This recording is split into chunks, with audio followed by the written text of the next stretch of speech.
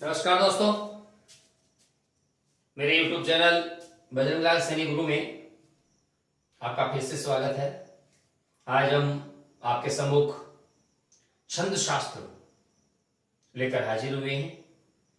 आप हिंदी व्याकरण और साहित्य और काव्य शास्त्र से जुड़े वीडियो ताजा अपडेट पाने के लिए हमारे चैनल बजरंग लाल सैनी गुरु को सब्सक्राइब कीजिए और आधिकारिक लाभ उठाएं।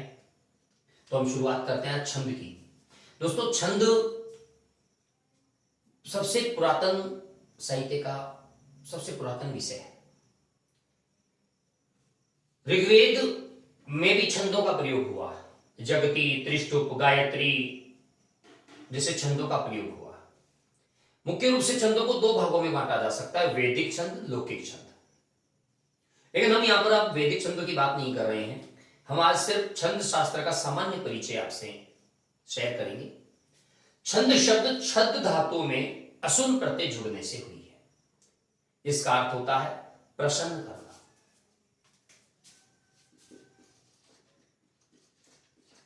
और इसका अर्थ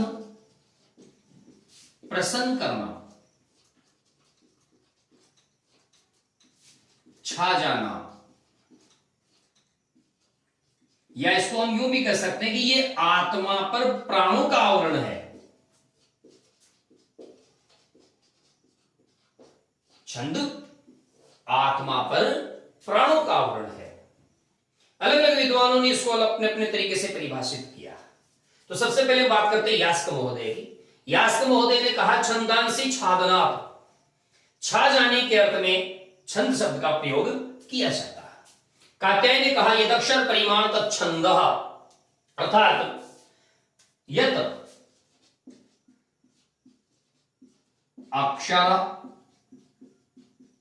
परिमाण तत्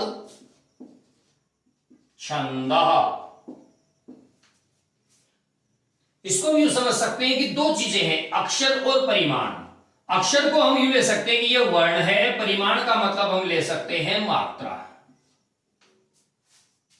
जिसको वर्ण और मात्राओं से निबद्ध किया जाए, सजाया जाए, बांधा जाए, उसे छंद कहते हैं।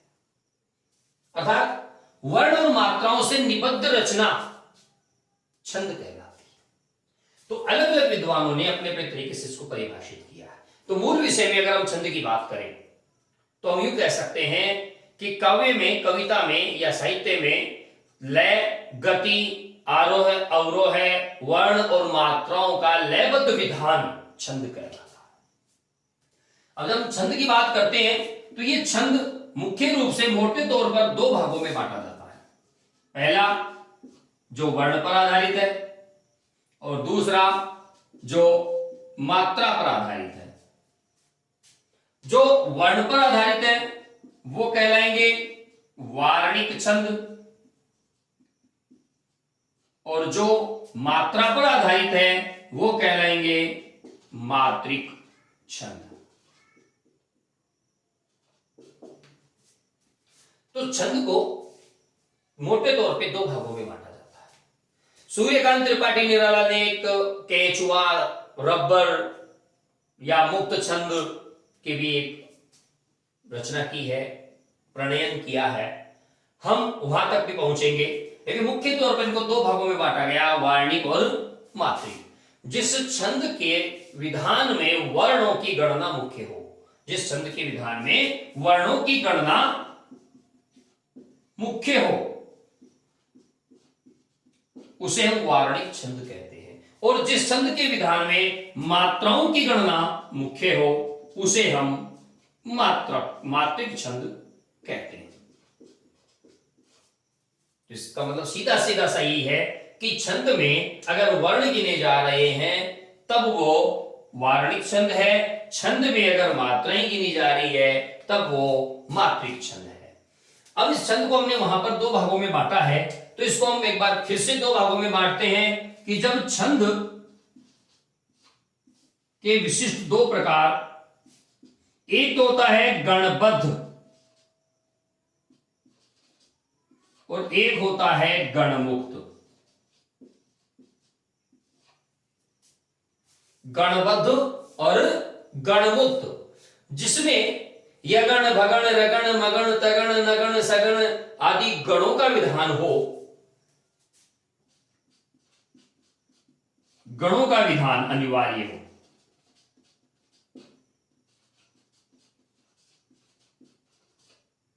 तब तो वो गणबद्ध छंद कहलाता है। और अगर गणों का विधान न होकर, गणों का विधान न होकर केवल वर्णों की गणना हो,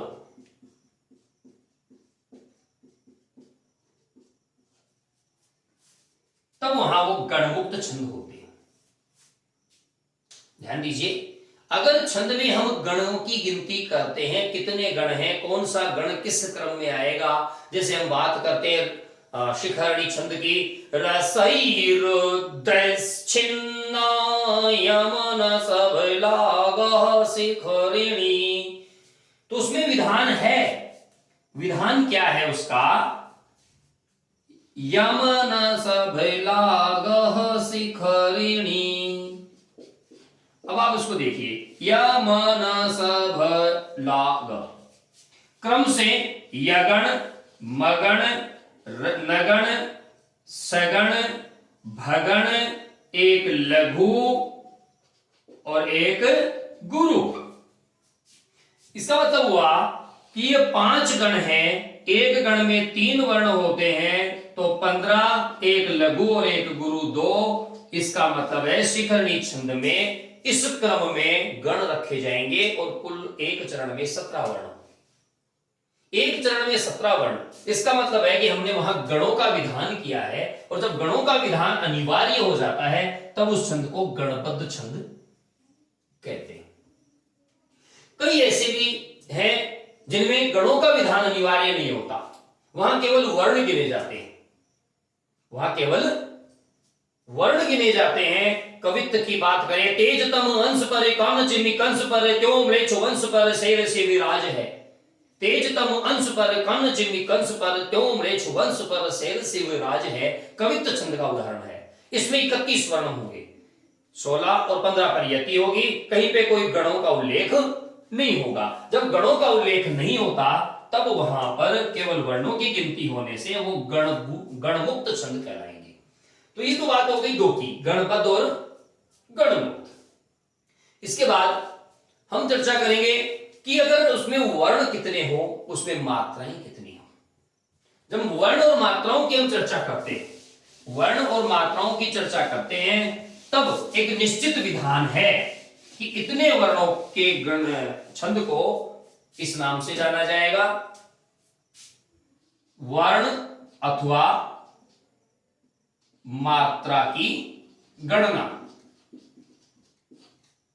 जब हम वर्ण की गणना की बात करेंगे तो इसको यूं समझेंगे, एक तो होगा साधारण वार्णिक और एक होगा दंडक वार्णिक। साधारण वार्णिक छंद का मतलब हो गया 26 तक वर्ण अगर किसी छंद में है तब उसे साधारण वार्णिक छंद कहेंगे। 27वां होते ही दंडक हो जाएगा, 26 से ज्यादा वर्ण। ध्यान दीजिए, 26 से ज्यादा, 26 नहीं, क्योंकि 26 तक तो वो साधारण वार्णिक है। तो ये भी हमें ध्यान रखने की होती है कि वर्ण की गणना के आधार पर हम इसको 2 भागों में बांट देते हैं। साधारण वार्णिक में 26 तक वर्ण गिनने हैं, दंडक वार्णिक में 26 से ज्यादा वर्णों वाले छंद आ जाते हैं। अब बात करते हैं मात्राओं की गणना की। तो मात्राओं में भी वही स्थिति है, साधारण मात्रिक। और जब साधारण मात्रिक की बात करते हैं तो अगर कोई छंद 31 मात्रा तक है, एक चरण में अगर 31 मात्रा है, वहां तक वो छंद साधारण मात्रिक है। और अगर दंडक मात्रिक, और अगर वो छंद 31 से ज्यादा मात्रा का है, फिर वही बात कहूंगा, 31 से ज्यादा, 31 नहीं क्योंकि 31 वाला तो साधारण है, अगर वो 31 से ज्यादा मात्रा का है तब उसे दंडक मात्रिक छंद कहते हैं। अब इसको हम फिर से समझेंगे। सबसे पहले हमने बात करी छंद की, छंद क्या है, फिर हम बात करेंगे जब उनको वर्णों को गिना जाएगा तो वो वार्णिक छंद कहलाएंगे, जब उनमें मात्राओं को गिना जाएगा तो वो मात्रिक छंद कहलाएंगे। अगर उनमें गण नियमबद्ध है, अनिवार्य है, तो वो गणबद्ध छंद कहलाएंगे, अगर गण अनिवार्य नहीं है तो वो गणमुक्त छंद कहलाएंगे। अब वर्ण और मात्राओं की गणना अगर हम देखें, अगर वर्णों की गणना की बात करें, एक चरण में किसी छंद के एक चरण में 26 मात्राएं हैं। जैसे सुख या कुंदलता छंद, सुख या कुंदलता छंद, उसमें 26 वर्ण होते हैं, तो वो साधारण वार्णिक छंद है। लेकिन कवित्व में एक चरण में 31 वर्ण होते हैं, तो इसका मतलब 26 से ज्यादा होने से मनहरण, चाहे वो घनाक्षरी हो, देव घनाक्षरी हो, रूप घनाक्षरी हो, वो सारे दंडक में आ जाते हैं। इसी प्रकार अगर 31 मात्रा तक एक चरण में किसी चरण में है तो वहां पर 31 मात्रा, तो उसे कहेंगे साधारण मात्रिक छंद, और 31 से 32वीं मात्रा होते ही वो दंडक मात्रिक छंद में आ जाएगा। तो ये बात हो गई वर्ण और मात्राओं की गणना की।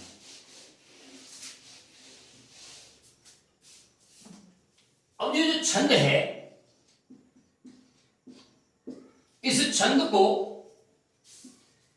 चरणों के आधार पर, चरणों की समानता के आधार पर हम 3 भागों में बांटते हैं, सम,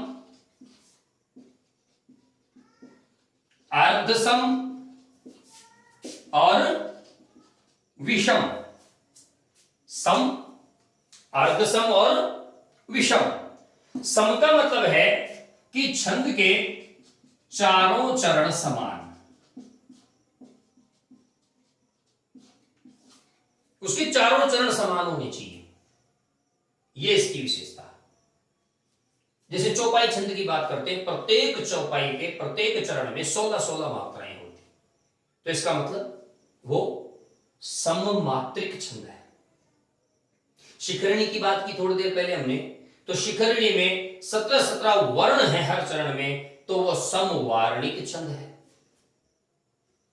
अर्धसम की जो बात करते हैं, इसमें दो चरण समान होते हैं। अब वो दो चरण 1, 2 और 3, 4 भी हो सकते हैं, या 1, 3 और 2, 4 भी हो सकते हैं,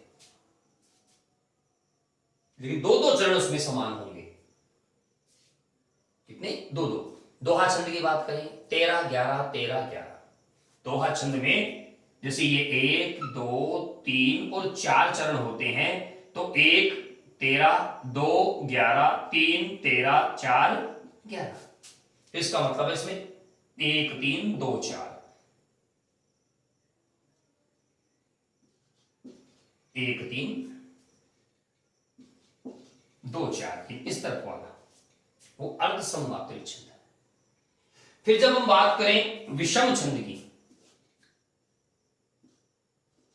2 से अधिक चरण असमान,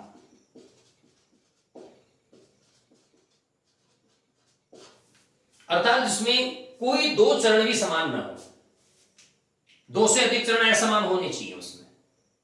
जैसे हम बात करते हैं कोई भी ऐसा छंद, आर्या छंद की बात करते हैं, आर्या छंद, यशापादे प्रथमे 12 मात्रा, तृतीयेषु, पहले और तीसरे में 12-12 मात्रा,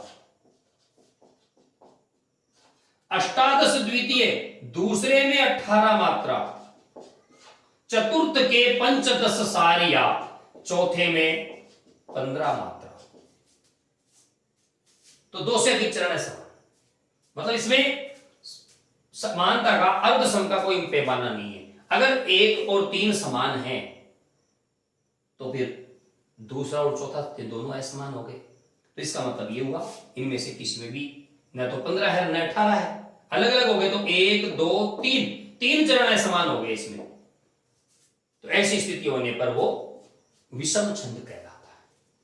तो इस प्रकार से चरणों की समानता के आधार पर भी हम छंद को तीन भागों में बांट सकते हैं। सम चारों चरण समान होंगे, अर्ध सम दो दो चरणों की समानता रहेगी, चाहे वो 1 3 2 4 हो, चाहे वो 1 2 3 4। विषम में दो से अधिक चरण असमान होंगे, यानी कोई 3 चरण असमान होंगे। तो ये स्थिति चरणों की समानता के आधार पर।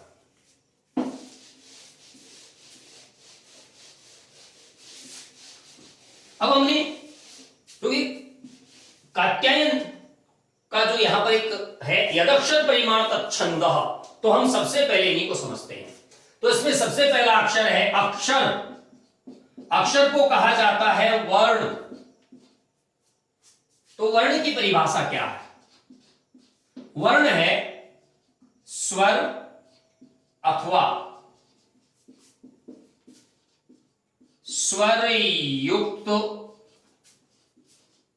व्यंजन। वर्ण या अक्षर कहलाता है।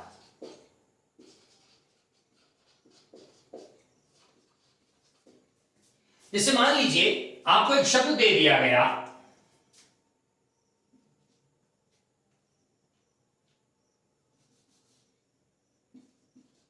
संस्थापित, और पूछ लिया जाए इसमें कितने वर्ण हैं छंद की दृष्टि से। ध्यान दीजिए, छंद की दृष्टि से कितने वर्ण हैं, तो हमें केवल स्वर और स्वर मिले हुए व्यंजन को ही काउंट करना है। तो स्वर इसमें भी मिला हुआ है, इसमें भी मिला हुआ है, इसमें भी और इसमें भी है, इसमें स्वर नहीं है, तो इसके हिसाब से इसमें हो गए 4 वर्ण। इसमें कितने हो गए? 4 वर्ण। दोबारा इसको एक उदाहरण और से समझिए। हमें शब्द दिया गया ज्योत्सना और पूछा गया कि इसमें छंद के आधार पे, छंद टॉपिक चल रहा है तो उसी की बात करेंगे, कितने वर्ण हैं, तो हम इसमें बताएंगे 1 और 1 2 वर्ण, क्योंकि इसमें भी स्वर नहीं है, इसमें भी स्वर नहीं है और इसमें भी स्वर नहीं है, तो इसमें टोटल 2 वर्ण। वर्णित छंदों में वर्णों की गणना की जाती है, और वर्णों की गणना में हमें ध्यान रखना है कि उन्हीं वर्णों की गणना करनी है जिसमें या तो स्वर मिला हुआ हो या वो स्वयं स्वर हो। जैसे हम बात करते हैं अज्ञान की। अज्ञान स्वयं अ में स्वयं स्वर है, इसमें स्वर मिला हुआ है और इसमें भी स्वर मिला हुआ है। तो इस प्रकार से ये 3 वर्णों का शब्द हो गया। इसको वर्ण भी कह सकते हैं और अक्षर भी कह सकते हैं। तो पहली स्थिति की हो गई ये, जो हमें ध्यान में रखनी है।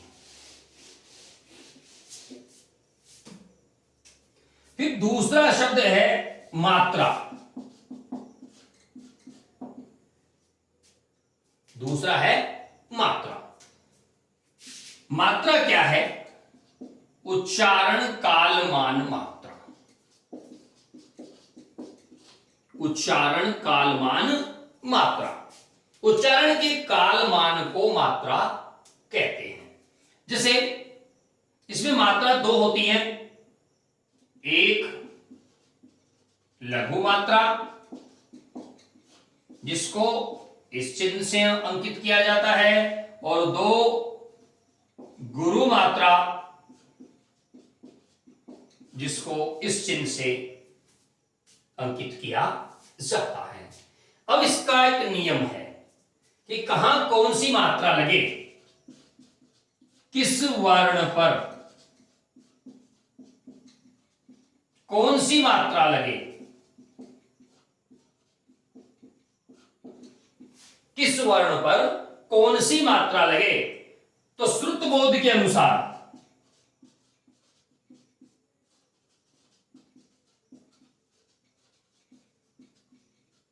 श्रुत बोध के अनुसार संयुक्ताक्षरम दीर्घम, संयुक्ताक्षरम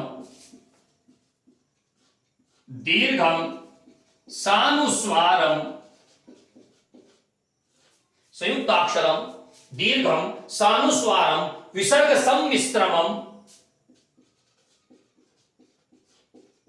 विसर्ग सम्मिश्रमम,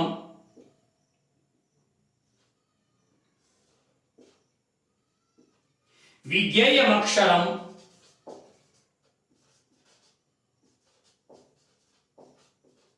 विज्ञेयमक्षरम पादांतस्थं विकल्पेन, पादांतस्थं विकल्पेन। श्रुतबोध के अनुसार मात्रा निर्धारण का यह नियम है। अब इस मात्रा निर्धारण को हम कैसे समझें, इसके लिए हम यहां पर थोड़ी सी जगह करते हैं। मात्रा निर्धारण का यह नियम क्या कहता है? लघु मात्रा, सबसे पहले बात करते हैं मात्रा निर्धारण के नियम में। पहली, ह्रस्व स्वर एवं ह्रस्व स्वर युक्त वर्ण पर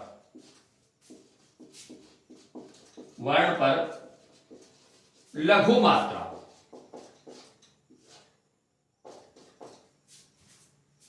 लगती है।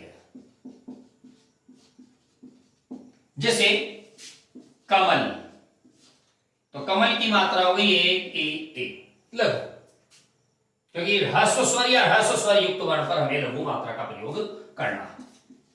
दूसरा है दीर्घ स्वर एवं दीर्घ स्वर युक्त वर्ण पर गुरु मात्रा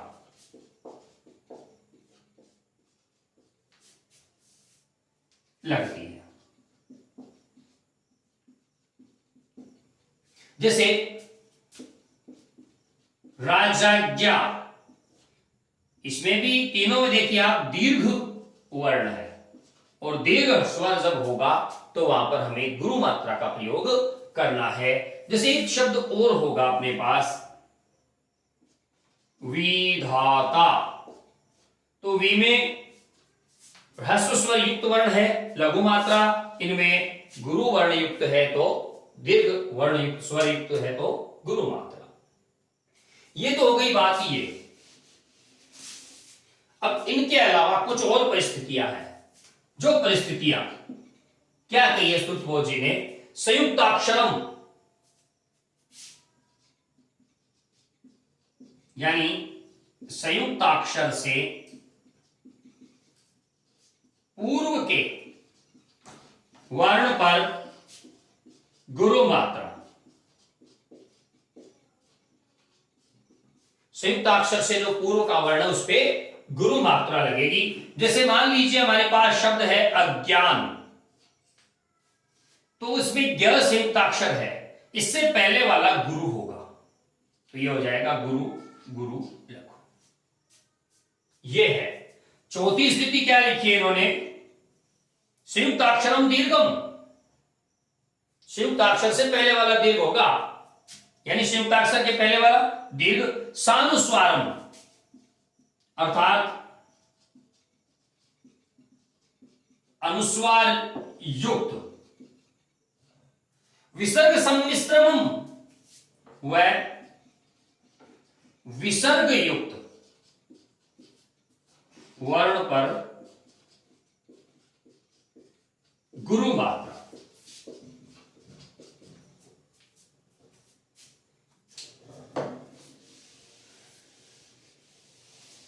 गुरु मात्रा कैसे? जैसे मान लीजिए शब्द है कंचन, तो अनुस्वार युक्त क गुरु मात्रा, च लघु लघु। विसर्ग युक्त निसंदेह, यह शब्द आ गया, तो देखिए निहि विसर्ग युक्त है गुरु मात्रा, स अनुस्वार युक्त है गुरु मात्रा, द में दीर्घ स्वर है गुरु मात्रा, है में लघु है तो लघु मात्रा। फिर ये क्या कहता है?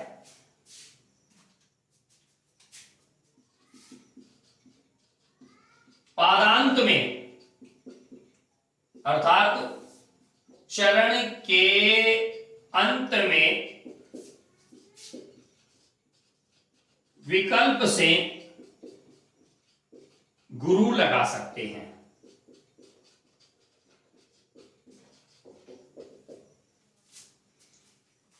मान लीजिए चौपाई आप लिख रहे हैं या ऐसा कोई और छंद आप लिख रहे हैं, अंत में कोई एक वर्ण ऊपर नीचे हो रहा है तो आप उसका लघु गुरु कर सकते हैं। तो ये नियम है। सबसे पहले आज के इसमें ये समझिए आप, ह्रस्व स्वर एवं ह्रस्व स्वर युक्त वर्ण पर लघु मात्रा का प्रयोग करना है, दीर्घ स्वर और दीर्घ स्वर युक्त वर्ण पर गुरु मात्रा का प्रयोग करना है, संयुक्ताक्षर से पहले वाले वर्ण पर गुरु मात्रा लगेगी, अनुस्वार और विसर्ग युक्त वर्ण पर गुरु मात्रा लगेगी, और पादांत में आप विकल्प से लघु या गुरु मात्रा लगा सकते हैं। अब इसके अलावा एक बात और है, लघु मात्रा को एक गिना जाता है,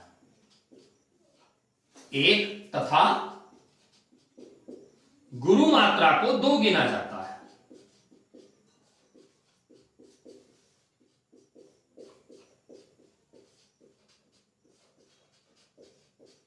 लघु मात्रा को एक गिनेंगे और गुरु मात्रा को दो गिनेंगे। जैसे मान लीजिए आपको एक शब्द दे दिया गया उत्क्षिप्त, ये आपको शब्द दे दिया, तो देखिए संयुक्त अक्षर से पहले का है गुरु होगा, आधे अक्षर से पहले का है गुरु होगा, और ये लघु हो गया। तो इसका मतलब है इसमें कितनी मात्राएं होंगी? दो, दो चार और एक, 5 मात्राएं होगी। वर्ण कितने हुए? 3 वर्ण हुए और 5 मात्रा हुई। तो ये आपको ध्यान में रखना है। अगले, आज बस छंद परिचय में इतना ही। अगले वीडियो में हम छंद के अन्य भाग जैसे यति, आरोह है, अवरोह है, लय आदि के साथ फिर से हाजिर होंगे। तब तक के लिए नमस्कार। आप हमारे YouTube चैनल बजरंग लाल सैनी गुरु को सब्सक्राइब कीजिए और बेल आइकन दबाना न भूलें ताकि आपको नवीनतम अपडेट मिलते रहे। जय तु संस्कृतम, जय तु भारतम।